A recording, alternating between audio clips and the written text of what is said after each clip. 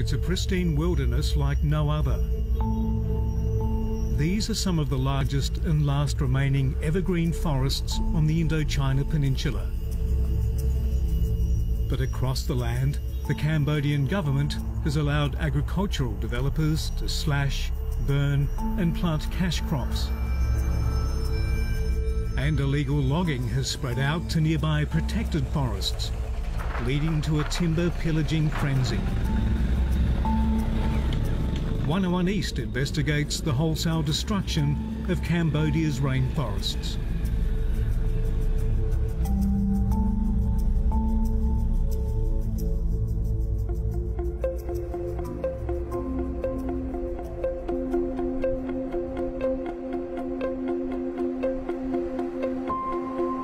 This is Cambodia's Wild East, where the Mekong River borders Prelong Forest, one of the last remaining evergreen woodlands in Southeast Asia. It's also the domain of environmental warrior and lawyer Ut Leng, who's made it his mission to protect the forest. When I saw logging companies cutting trees and transporting logs right in front of me, I was committed to defend the forest.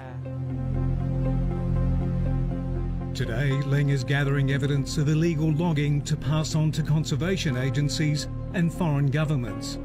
A joint Taiwanese-Cambodian-owned company called Think Biotech can legally clear trees here, but only within a specified boundary.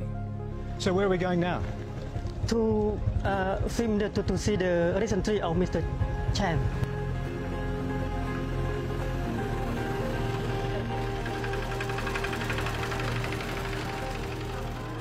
But for now, it looks like we won't be travelling further than the company roadblock.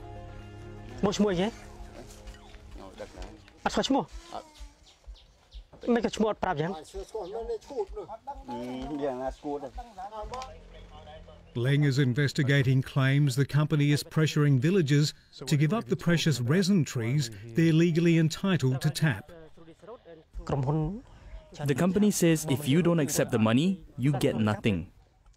The company cuts them down anyway. We take another road that leads to the boundary between a protected forest and the company concession. Here we find Yibun Shem tapping resin trees as his family has done for 3 generations. The trees provide a sustainable living for his family and are supposed to be protected. But he has something devastating to show activist Leng.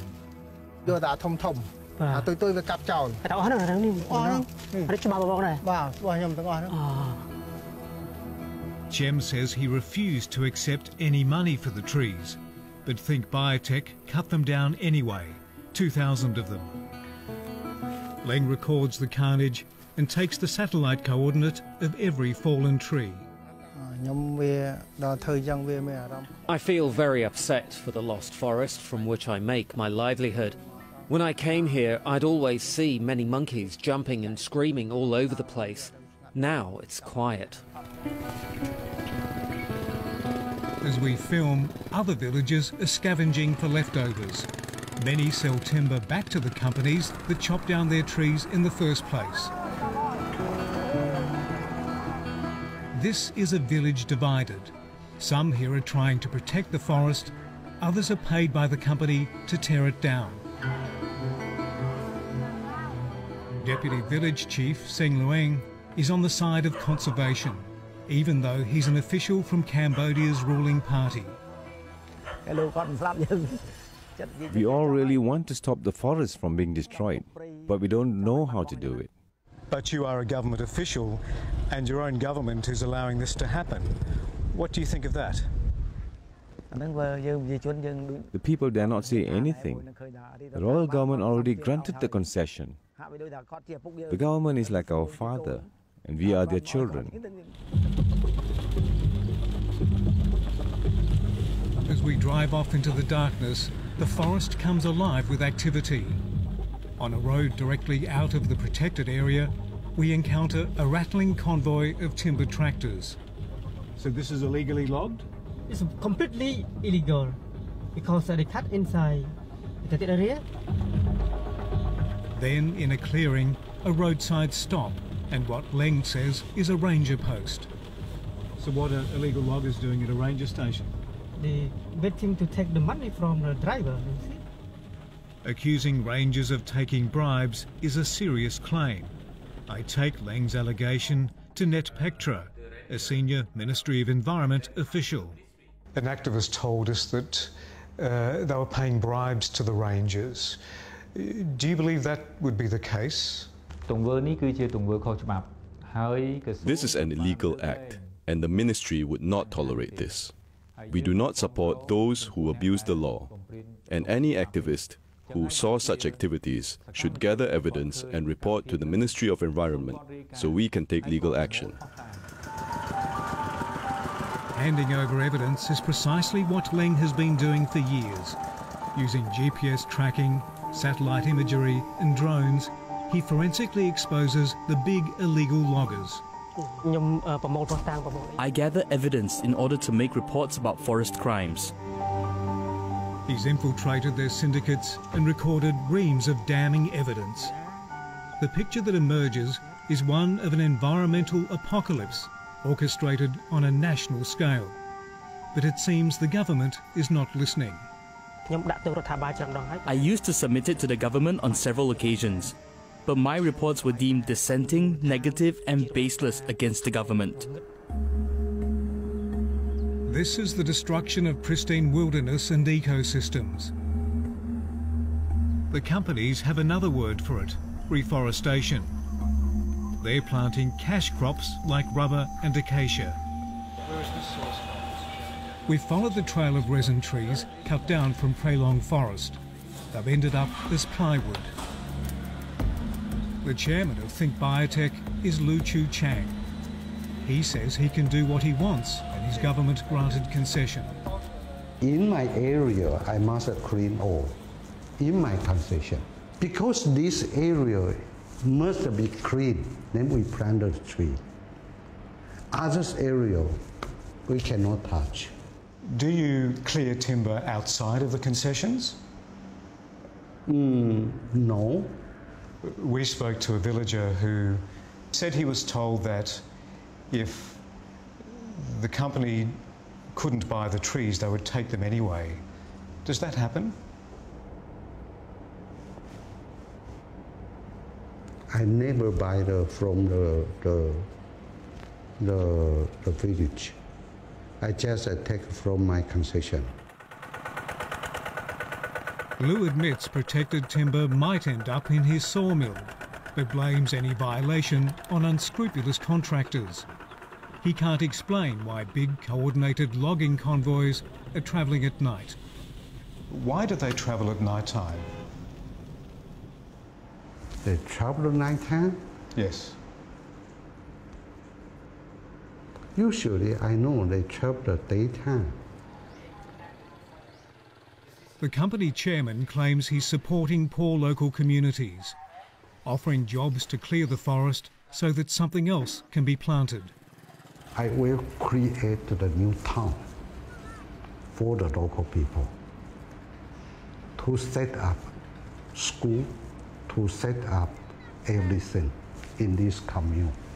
That is my goal. In Cambodia's southwest lies a natural treasure. The Cardamom Ranges contain the second largest virgin rainforest on mainland Southeast Asia. Here too, illegal logging is rampant. But the criminals are up against a determined force intent on stopping them. So you conducted effective surveillance? Yes. Good, yeah. good. And we discovered that the illegal logging starts again. Yep. American conservationist Sawana Gauntlet is being briefed on the latest spike in illegal logging. Can you show me the exact roads where you went? She leads the non-government organisation Wildlife Alliance. They're supported by the government to work with police and local rangers to uphold the law. So it's out of hand. These kingpins have their own kingdom, and they have their informants in place. They have their local people. They have their tractors, their buffalo carts. They have everything in place. Sawana's team includes former soldiers from Eastern Europe, some who served in the French Foreign Legion. Today, on a road leading from a national park, they stop a procession of vehicles overloaded with timber. The biggest role of our foreign law enforcement officers is to be watchdogs, because good governance is the weakest point of the government agencies in this country. It's very, very important that each case be followed up. Large swathes of the cardamoms have been handed over by the government to big agricultural companies and developers. Those areas have been stripped of valuable timber. Now the bordering protected forest is being ravaged too. On patrol, the Wildlife Alliance officers intercept a slow-moving target with a prized and valuable haul. Take him to station, call the chamber. It is luxury timber. Wildlife Alliance Ranger Volodymyr Mox tells us this man could face up to 5 years in prison for his load of luxury hardwood timber. It might have been sold for many thousands of dollars had it reached its final destination. It is very expensive and it's very heavy. If you put it to the water, it's going to be underwater, and it has specific smell.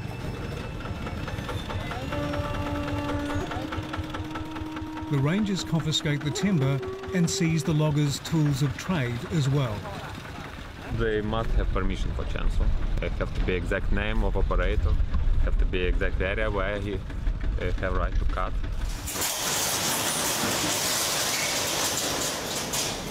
Look at this! That is incredible. 2,300 chainsaws. That's extraordinary. In only 2 years, the last 2 years. So what does this represent to you? For us, these are weapons of mass destruction. Each chainsaw will destroy a minimum of 1 hectare of rainforest. Not just cut, clear cut.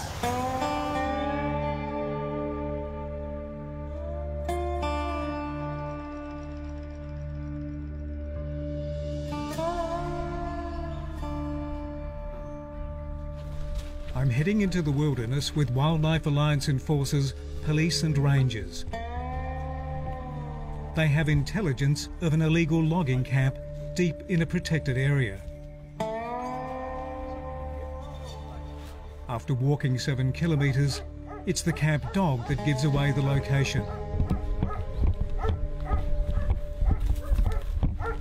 It's a rough life for the loggers, and there's evidence they've been here for weeks. You cannot live in forest. You cannot live in national park.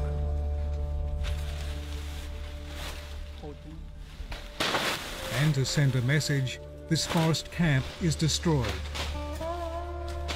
A camp dweller tells us he only arrived here the day before and had been looking for dead trees to cut fence posts.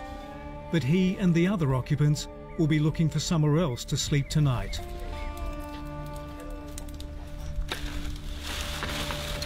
Nearby, the team discovers another illegal activity. The loggers have constructed kilns to make charcoal. So when were they last here, do you think? They just run away from us. And they have chainsaw, for sure, because how you can make the charcoal without wood and without chainsaw. Despite all we've seen, an official with Cambodia's Ministry of Environment downplays the situation. We accept that cutting down remaining forests does happen. However, large-scale logging no longer exists. There are medium-sized and small-scale operations. But the evidence suggests otherwise. Just 5 months ago, Leng filmed this large-scale illegal logging on land leased by an advisor to Cambodian Prime Minister Hun Sen.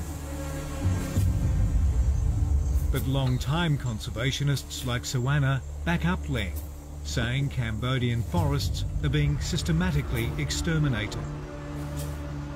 Big-time loggers are moving in, and they're headed by kingpins who have carved out each their own geographical quadrant, if you will. And nowadays, there is no more forest inside the concession, so they use this piece of paper to go outside inside the national park, cut as much wood as they possibly can, and then launder it on the market.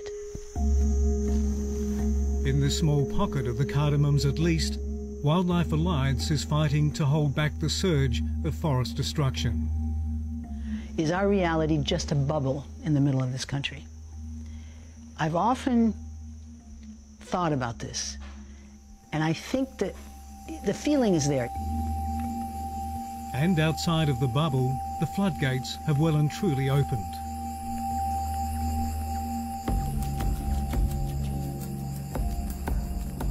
Across the other side of the country, environmental activist Oit Lang is taking us to Phnom Prit Wildlife Sanctuary, near the Vietnamese border. It's a sanctuary in name only. Here too, the government has allowed select companies to log in assigned areas. And the timber travel trespass almost every day, every night, and nobody there to stop. We're heading to the core zone of the sanctuary, which holds some of the forest's most precious timber. So this is the really special forest, is it? Yeah. Ahead of us? Yeah, it's over there. We don't have to travel far to see how valuable this forest is. It's a hazardous trip for these motorcycle riders, but it's going to be worth it for them. They're carrying valuable beng timber.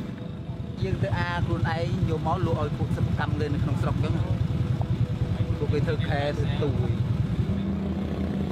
logger claims they cut the timber inside a company concession, but Leng says there's no such valuable timber there left to cut.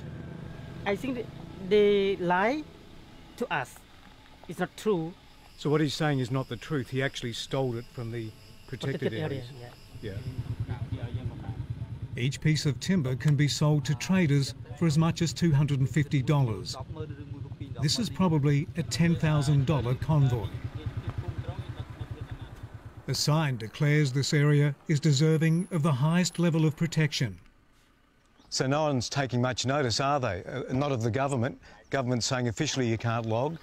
USAID, European Union, big sign saying the core zone, precious forest, it's still being logged.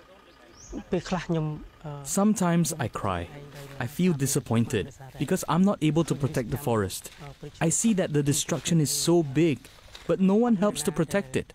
The government does not arrest the tree cutters, but it arrests the forest activists. The companies allowed to operate in this forest are sensitive about their activity, but the sawmills are easy to find. The government gave the green light to reopen the sawmills that had been closed. As we can see, 100,000 hectares of the forest were cleared completely. It's now extinct and will never return. We find a large stockpile of sawn timber. The men guarding it say it was confiscated and this place is a ranger post. It's another unlikely story. We don't see the sign of the ranger station name. We don't see the forest ranger here. The further we drive, the more sawmills Leng finds. It's important for him to record every discovery. But calling out illegal activity can be perilous in Cambodia.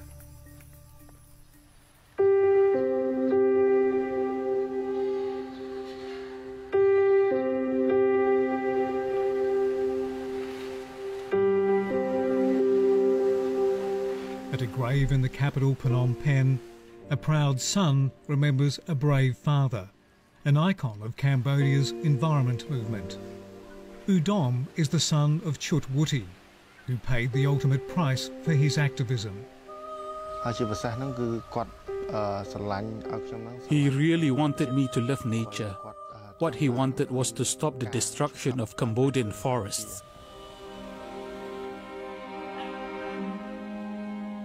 7 years ago, while investigating a logging company, Chut Wuti was shot dead. He's remembered for confronting the most powerful illegal loggers in this country. Those he upset were timber businessmen. Both back then and today, timber businessmen are powerful people who work in the government. The investigation into the killing of Chut Wuti was closed amid conflicting accounts of what happened. Udom is now following in the footsteps of his father. There are a lot of unforgettable memories of his heroism. He was a brave man, a good father, and a respectful leader.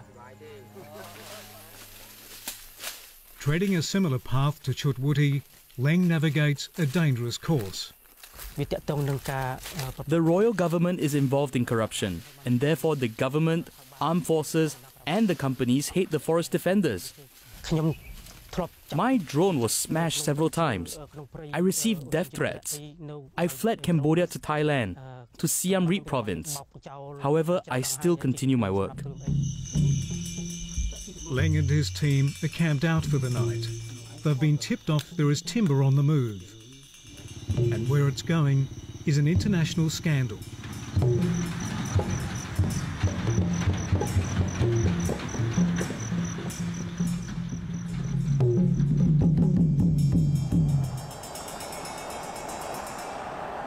To find out more, we travel to Cambodia's border with Vietnam, on a stretch of road Leng is most familiar with.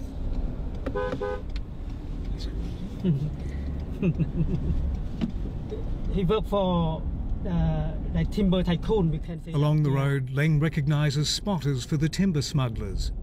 They're here to report anything that can upset business, including the appearance of activists like him. A small problem for me. I never scared. This is the official border, but it's not the favoured route of the timber smugglers. They've made their own, with about 20 illegal crossings here. And next time you see the checkpoint over there. There is a rampant illegal industry smuggling timber across this border. But despite the work of Leng and others exposing it, the EU recently struck a deal that will allow Vietnam to certify its own timber exports to Europe. Vietnam is effectively laundering, then exporting illegally logged timber from Cambodian forests.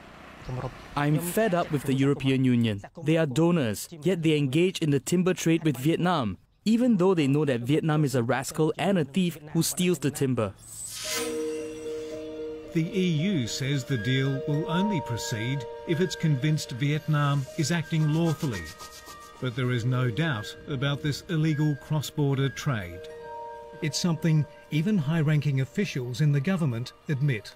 There is still timber going across the border because there is a black market in that area. These activities are illegal. That's why the Ministry of Environment, as well as other relevant ministries and border officials, are cracking down on forest crimes.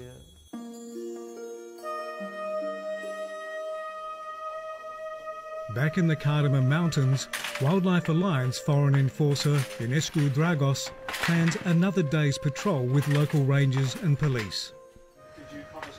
Illegal logging and poaching go hand in hand here. When the locals are going in the forest to collect fruits or whatever, they are bringing with them the homemade gun, snares, so they're gonna hunt and set up traps in the same times. Are they entitled to hunt for their own use? Hunting in a protected area, it's illegal. And I will go back to Barcelona. Illegal but rife. Fortunately, sometimes the hunters get caught. Good job, guys, for what you did yesterday. Really happy you confiscate the pythons. What is going to happen today, we're going to go up the river and release the snakes. The organisation has 7 ranger stations scattered over a large area of the Cardamoms. But as forests diminish, so do its natural inhabitants at a time of great demand on the black market. So is the idea to trap and bring these animals back alive, or is it to kill? Both. Traditional medicine has always been the biggest drive, along with restaurants, for the animal parts that are trafficked to China and Vietnam. And they are range from the charismatic elephants and tigers and bears all the way down to lizards and snakes and turtles and tortoises. The pythons are released into an area where they should be safe. But most of Cambodia's so-called protected areas are anything but, like Snool Wildlife Sanctuary near the Vietnam border. This is a satellite image from 10 years ago. This is how it looks today, almost completely bereft of animals and forest. Maybe 10 years ago, here is jungle and a lot of forest and a lot of the wildlife, wild animal like elephant, tiger, rabbit. What actually happened here a few years back? The private company come to destroy, to terminate the forest here.